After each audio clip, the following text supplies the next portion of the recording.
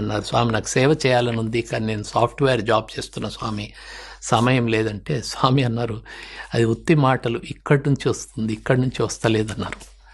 స్వామి అడిగారు, నువ్వు నిజంగా నేను సేవ చేయాలి కానీ నాకు సమయం లేదని నువ్వు బాధపడ్డావా? నిజంగా నువ్వు భగవంతుడికి ప్రార్థన చేశావా? దేవుడా నాకు సేవ చేయాలనుంది కానీ సమయం లేదని. నువ్వు తపన పడ్డావా? నా ఫోటో ఎదురుగా కూర్చొని నువ్వు ఏడ్చావా? స్వామి నాకు సేవ చేయాలనుంది కానీ సమయం లేదు. నువ్వు అట్లా చేయలేదు. నువ్వు ఆ విధంగా బాధపడి ఉంటే, ప్రార్థన చేసి ఉంటే, తపన పడి ఉంటే, నా ఫోటో ఎదురుగా నువ్వు ఏడ్చి ఉంటే, నేను నీకు సమయం కూడా కలిగించేవాడిని. నేను కాలాతీతుడినని Swami raised his hand. Is the overlord of space and time also.